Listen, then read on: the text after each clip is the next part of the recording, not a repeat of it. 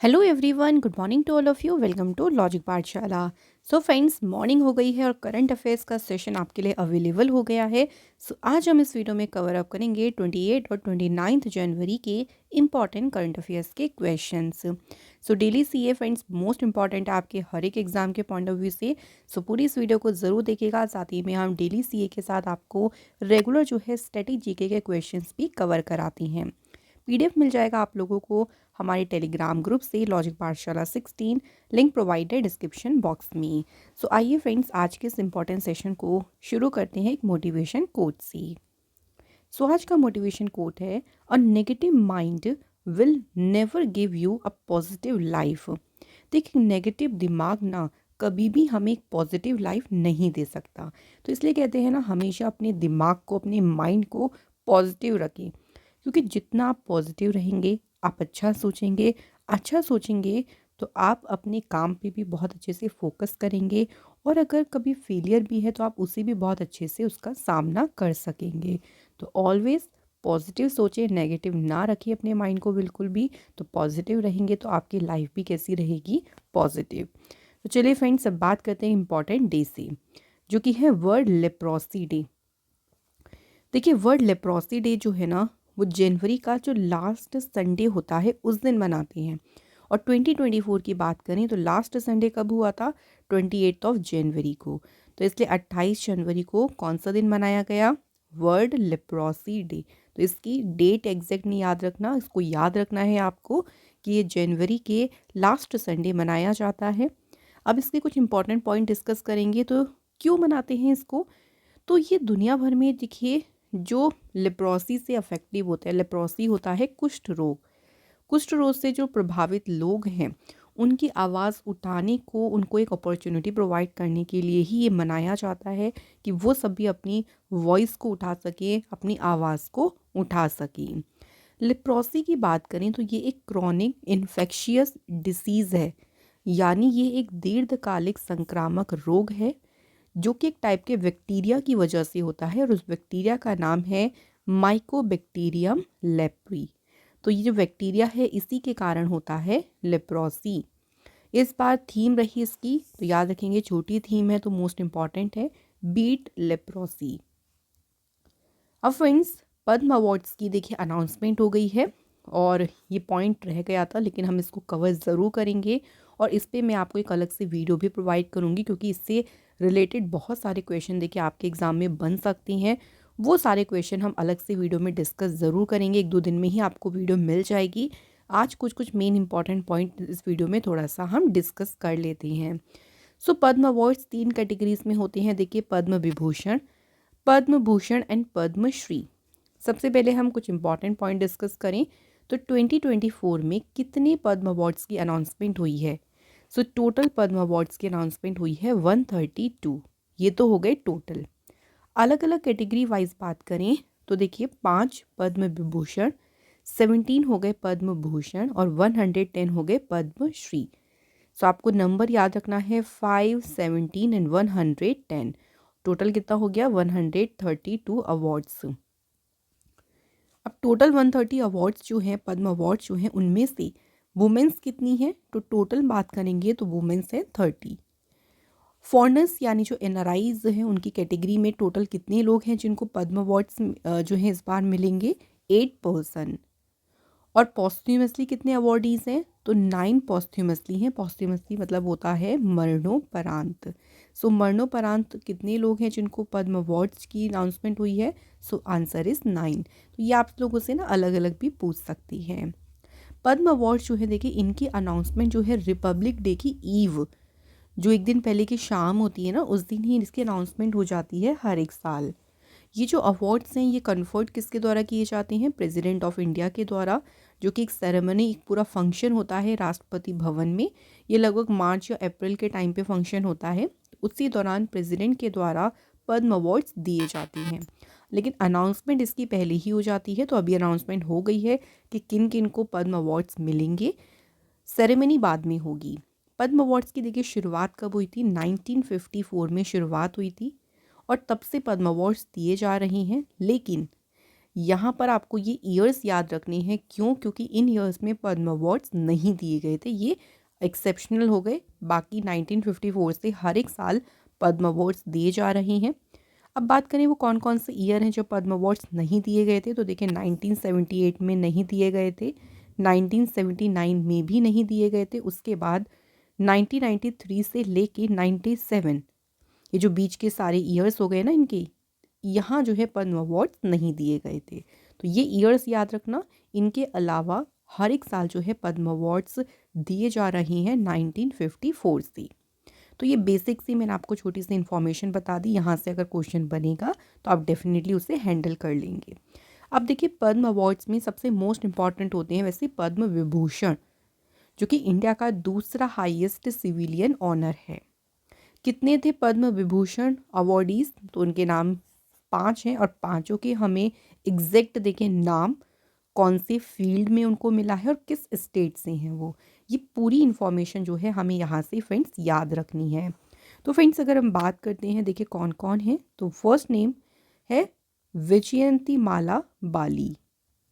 तो वैजयंती माला बाली जो है इनकी कौन सा फील्ड है? इनका आर्ट की फील्ड में मिला है। और स्टेट कौन सी है इनकी? तो ये बिलोंग करती हैं तमिलनाडु से। नेक्स्ट देखिए बात करते हैं श्री कोन्नीडेला चिरंजीवी। आप इनको, ये सब आपने बहुत ज़्यादा फेमस पर्सनैलिटी हैं सभी, इनके नाम आपने सुने होंगे ज़रूर। आर्ट में ही मिला है इनको, और इनकी फील्ड कौन सी है, इनका स्टेट कौन सा है? आंध्र प्रदेश। एम वेंकैया नायडू जी जो हैं उनको पब्लिक अफेयर फील्ड में मिला है, और कौन सी स्टेट है इनकी? Andhra Pradesh.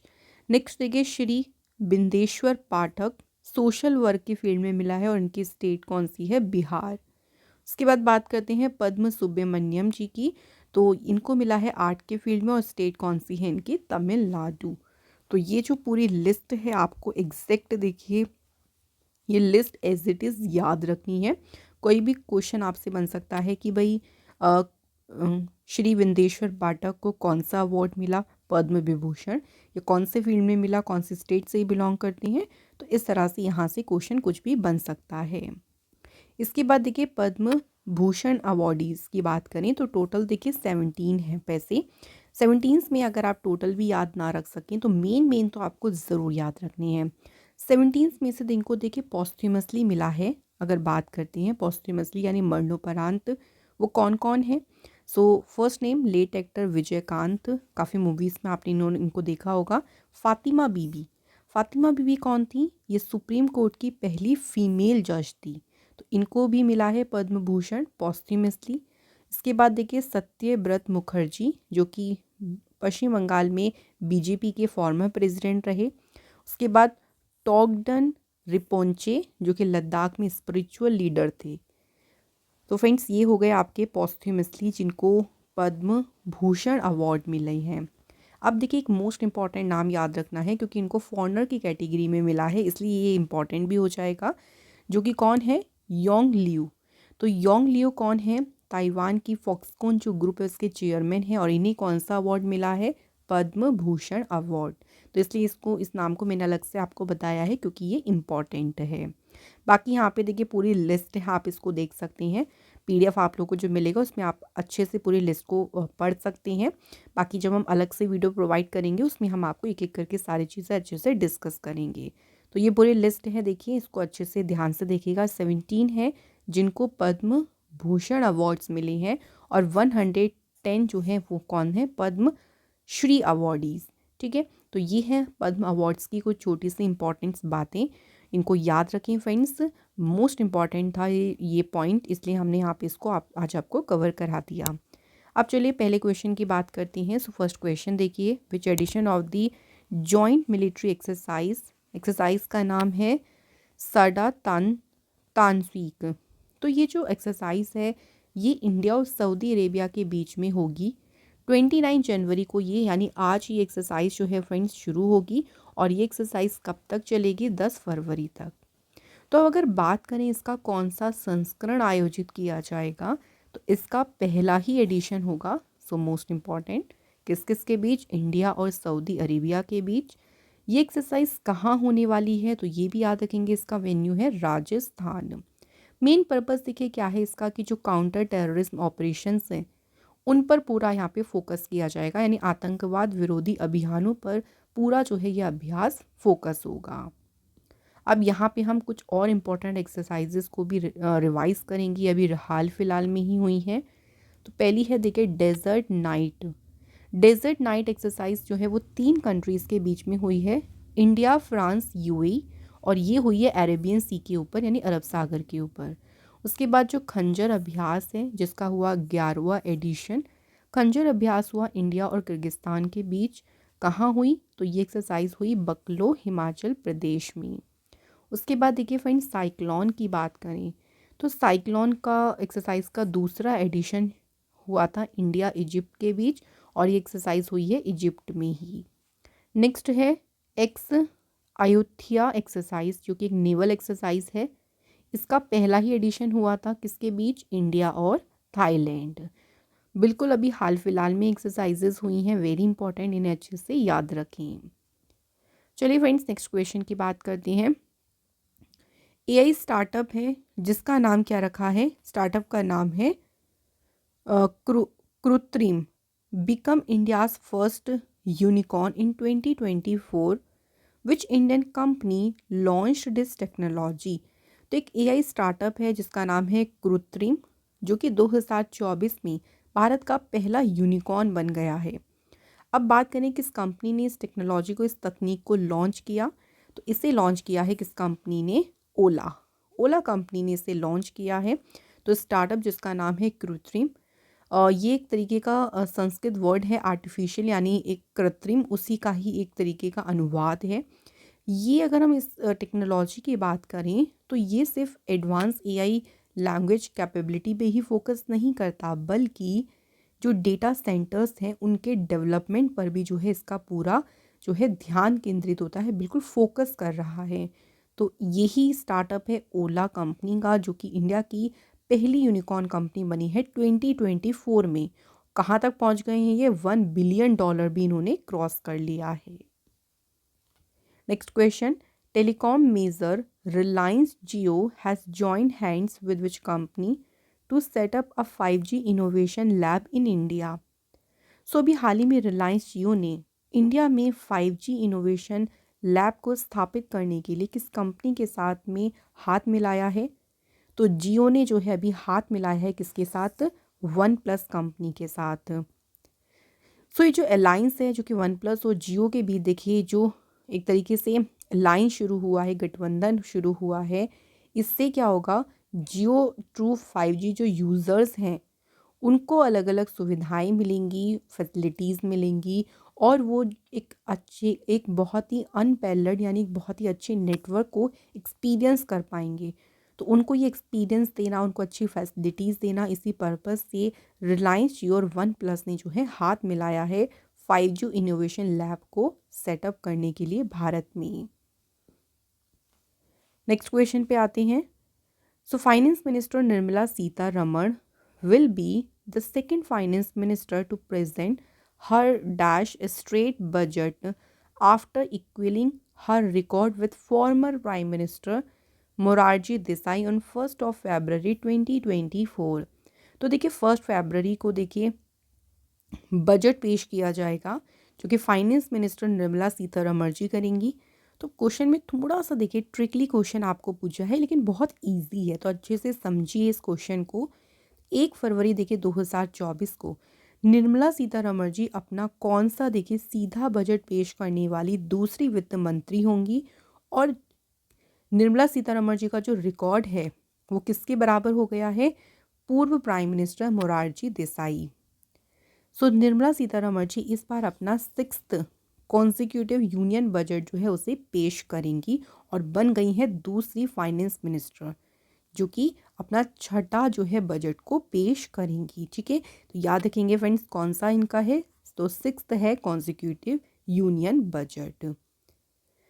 With the presentation of the interim budget on 1st of February, Mrs Nirmala Sitharaman will Sarpass the record of her procedure, यानी इन्होंने अपनी जो इनसे पहले रहे थे फाइनेंस मिनिस्टर की पोजीशन पर उनके भी रिकॉर्ड को पीछे छोड़ दिया है, और ये छठा अपना जो है यूनियन बजट पेश करेंगी। सो किन किन को पीछे छोड़ दिया इन्होंने? मनमोहन सिंह जी को, अरुण जेटली, पी चिदम्बरम, यशवंत सिन्हा, क्योंकि इन्होंने जो है 5 बार बजट पेश किया था, लेकिन निर्मला सीतारमण जी इस बार पेश करेंगी अपना छठा कॉन्जिक्यूटिव बजट। ठीक है, याद रखिएगा, वेरी इंपॉर्टेंट। और जब बजट आ जाएगा तो उस पर भी हम जो इम्पोर्टेंट देखिए क्वेश्चंस होंगे या जो उनके फैक्ट होंगे वो हम उस पर आपको तब डिस्कस करेंगे। नेक्स्ट क्वेश्चन है, what is the name of house journal recently unveiled by the IREDA? IREDA का पूरा नाम है Indian renewable energy development agency. So IREDA ने जो है अभी हाल ही में जो है अपनी एक, देखिए, हाउस जर्नल को शुरू किया, अपनी एक पत्रिका शुरू करी है और उस पत्रिका को नाम क्या दिया है? पहल। सिंपल याद रखेंगे, पहल नाम दिया है उस पत्रिका को। पहल जो है देखिए एक तरीके से जो इरडा की ट्रांसपेरेंसी हो गई, यानी पारदर्शिता है, अकाउंटेबिलिटी हो गई, जो भी देखिए रिन्यूएबल एनर्जी इनिशिएटिव्स हैं उन सभी को बढ़ाने की दिशा में एक महत्वपूर्ण प्रतीक है, जो कि पहल जो है अभी शुरू किया गया। अब इरडा ने शुरू किया तो इसके बारे में चलिए इंपॉर्टेंट पॉइंट डिस्कस करते हैं। तो इरडा की पूरा नाम याद रखना है सबसे पहले, Indian renewable energy development agency limited. IRDA की स्थापना हुई थी 1987 में, हेडक्वार्टर न्यू दिल्ली में है। चेयरमैन है प्रदीप कुमार दास और सीएफओ कौन है? विजय कुमार मोहंती। नेक्स्ट क्वेश्चन है, who has been awarded the ICC men's ODI cricketer of the year award for 2023? So 2023 के लिए आईसीसी पुरुष one day cricketer of the year पुरस्कार से किसे सम्मानित किया गया है? तो अभी ये ऑनर जो है हाल ही में दिया गया है विराट कोहली को। अब देखिए ये सारे अभी कुछ अवार्ड्स अभी दिए गए हैं। बात करते हैं क्रिकेट से रिलेटेड कुछ और इम्पॉर्टेंट अवार्ड्स की। तो ICC men's cricketer of the year trophy का अवार्ड किसे मिला? ऑस्ट्रेलिया के पैट क्यूमिंस को। इसको सर गारफील्ड सोबर्स ट्रॉफी भी कहते हैं। यहीं women's cricketer of the year का जो अवार्ड है ये मिला है इंग्लैंड की नेट स्काइवर ब्रंट को, और इस अवार्ड को रेचल हेहो फ्लिन ट्रॉफी के नाम से भी जाना जाता है। इसके बाद देखिए ICC men's test cricketer of the year का अवार्ड किसे मिला? ऑस्ट्रेलिया के उस्मान ख्वाजा को। ICC women's ODI cricketer of the year का अवार्ड मिला श्रीलंका की चमारी अथापत्थु को। उसके बाद देखिए ICC men's T20 international terms of the year किसे मिला है? इंडिया के सूर्य कुमार यादव को। और women's T20 international teams of the year ये ऑनर मिला है श्रीलंका के चमारी अथापत को। इसके बाद है ICC umpire of the year, जिसे डेविड शेफर्ड ट्रॉफी भी कहती हैं, ये किसे मिला है? इंग्लैंड के रिचर्ड इलिंगवर्थ को। ICC spirit of cricket of the year का अवार्ड मिला है जिम्बाब्वे को। ICC men's emerging cricketer of the year का अवार्ड मिला न्यूजीलैंड के Rachin Ravindra. And women's emerging cricketer of the year का अवार्ड मिला ऑस्ट्रेलिया की फोबे लिचफील्ड को। सो ये हमें सारे ही देखिए अवार्ड याद रखने हैं, इंपॉर्टेंट हैं। Next question, who has directed the documentary film, नाम क्या है? टू किल अ टाइगर, जो कि ऑस्कर 2024 के लिए नॉमिनेट हुई है। तो ये एक डॉक्यूमेंट्री फिल्म है टू किल अ टाइगर, और इसे डायरेक्ट किसने किया है? निशा पहुजानी। सो देखिए अभी इस डॉक्यूमेंट्री फिल्म को ऑस्कर 2024 अवार्ड्स के लिए नॉमिनेट कर दिया गया है। कौन से कैटेगरी में? Best documentary feature film category में ये जो है इसको नॉमिनेट किया गया।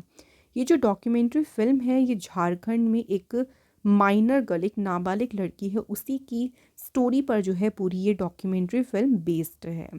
तो अभी विनर्स की अनाउंसमेंट तो देखिए 10 मार्च को होगी, तो तब पता चलेगा कि इस कैटेगरी में विनर कौन है। लेकिन ये इसकी अनाउंसमेंट हो गई है, या इसे नॉमिनेट किया गया है, ये अभी हमें याद रखना है। तो फ्रेंड्स यहाँ हमारे आज के इंपॉर्टेंट क्वेश्चंस कंप्लीट हो गए हैं। चलिए अब स्टैटिक जीके के क्वेश्चंस की बात करें तो फर्स्ट क्वेश्चन देखिए, who was the name of Chinese pilgrim who visited during the reason of Harshavardhana? Harshavardhana के शासनकाल में यात्रा करने वाले चीनी तीर्थयात्री का क्या नाम था? तो उनका नाम था Hiuen Tsang. Next question, the Mughal empire reached its peak under the rule of which emperor? Mughal साम्राज्य किस सम्राट के शासनकाल में अपनी चरम पर पहुंचा? तो सबसे ज़्यादा जो है आगे बढ़ा अकबर के शासनकाल में। अगला क्वेश्चन है, who played a significant role in India struggle for independence and it known as father of the nation? तो फादर ऑफ द नेशन के नाम से आप समझ गए होंगे किसकी बात हो रही है, महात्मा गांधी जी की। Next, which king started the organisation of Kumbh fair at Allahabad? Allahabad में कुंभ मेले का आयोजन किस राजा ने शुरू किया था? तो फ्रेंड्स इसे शुरू किया था हर्षवर्धन ने। अगला question, who was the main male god worshipped by Indus people? Sindhu लोगों द्वारा पूजे जाने वाले मुख्य पुरुष देवता कौन थे? The answer is Lord Vishnu. अब बारी आती है रिवीजन की। तो लास्ट वीडियो के चले क्वेश्चंस रिवाइज करती हैं। पहला क्वेश्चन है, which bank has become the first lender in the country to achieve the milestone of 20 million credit card in force? 20 million credit card की उपलब्धि हासिल करने वाला देश का पहला ऋणदाता कौन सा बैंक बन गया है? HDFC bank. India second VLF communication station ये कौन से राज्य में स्थापित किया जाएगा? तो इस स्टेशन को स्थापित किया जाएगा तेलंगाना राज्य में। इससे पहले अगर बात करें पहला स्टेशन कहाँ पे है, तो वो कौन से स्टेट में है? तो वो है तमिलनाडु में। Next, which state will set up world's first black tiger safari? विश्व की पहली ब्लैक टाइगर सफारी कौन से राज्य में स्थापित होगी? Answer is Orissa. नेक्स्ट है, जनवरी 2024 में डेजर्ट नाइट देखिए जो एक्सरसाइज है किन किन कंट्रीज़ के बीच में हुई? तो डेजर्ट नाइट अभ्यास हुआ इंडिया, फ्रांस और UAE के बीच। Next question, which country will open the first alcohol store in its capital? कौन सा देश है अब जो कि अपनी राजधानी में पहला शराब स्टोर खोलेगा? The answer is Saudi Arabia. India and which country have sign an agreement to foster collaboration and cooperation in the field of information technology? तो IT के क्षेत्र में सहयोग को बढ़ावा देने के लिए भारत और ओमान देश के बीच में हुआ है समझौता। तो फ्रेंड्स यहाँ हमारे आज के हो गए हैं सभी क्वेश्चन कंप्लीट। चलिए सैटरडे के क्वेश्चंस को हम लोग डिस्कस करते हैं। पहला क्वेश्चन था हमारा, फादर ऑफ बॉटनी किसे कहते हैं? यानी वनस्पति विज्ञान के जनक। तो किसे कहा जाता है? तो फ्रेंड्स सही आंसर क्या है? थियोफ्रास्टस। सेकंड क्वेश्चन था, longest river in Europe? Europe की सबसे लंबी रिवर, सबसे लंबी नदी कौन सी है? तो वो है वोल्गा।